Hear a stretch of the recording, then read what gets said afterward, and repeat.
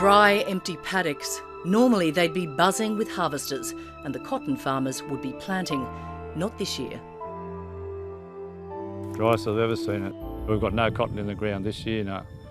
No cotton at all. There's no summer crop. It's a good time to be putting summer crops in now, sort of September, October and early November.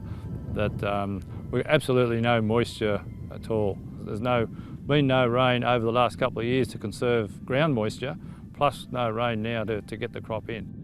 When there's no water to be allocated, nobody's got any water. This unforgiving land was classed as being in intense drought in January. Wind, flies, feral animals and weeds, they all seem to do pretty well. The Pearses insist they're okay, but they worry for the region and hope the government's drought package will help turn things around. Every day you see vehicles with their furniture going east. It's very sad. All the surface water's gone. It was gone a year ago. Every paddock on the farm looks about like this. There's just no. It actually worries me more than anything. Will this come back again? Because I've never seen it like this before. The severe drought has meant Cate and Rowan Pearse have been hand-feeding what's left of their herd for the past 18 months.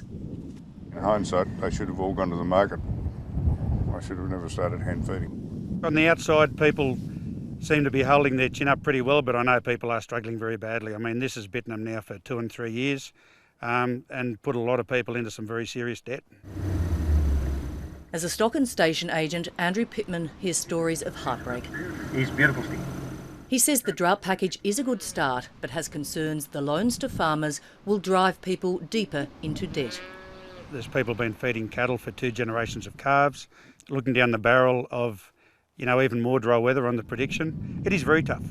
It is very tough for a lot of people out here on the land at the moment. The drought has been devastating for this area. Agriculture is by far the dominant industry here, and this whole region is hurting both financially and emotionally. I see people that have always had a spring in their step. They're literally coming in, dragging their bum on the ground. They haven't had a haircut, they've got holes in their jeans, their boots are tatty, because there's no money. We're seeing businesses starting to close. We're seeing a lot of businesses go back to 3 and 4 days to try and keep their staff. You can sit here all day and not see a single person, which is pretty tragic. You need to make money. And we haven't really been doing that for the last about 18 months. But there are some businesses keeping busy. Here, there's been a near 2-fold increase in farmers applying to drill for bore water in the last year. People are panicking pretty much as far as stock water goes and house water and stuff there. There are a lot of people we go to for carting water. Matthew Madden has just put in a new bore.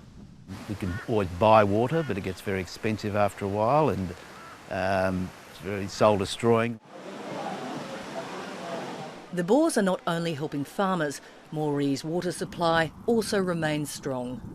The people here in Moree itself recognise they're a lot better off than many other regions that are completely running out of water. Moree draws from the artesian basin, and that means there are no water restrictions. We make sure our mains are right, we make sure our water towers are right.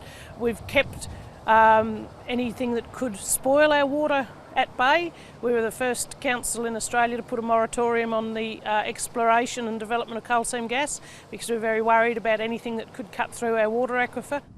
The Moree Mayor has welcomed the multi-million-dollar injection for drought-affected councils to encourage spending.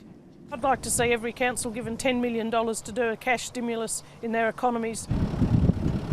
Despite the hard times, there is also much optimism. It's predicting rain about New Year. Otherwise I wouldn't be doing this, but I think we're getting close.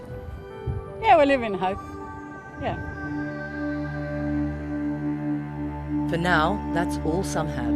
Liv Casben, ABC News, Moree.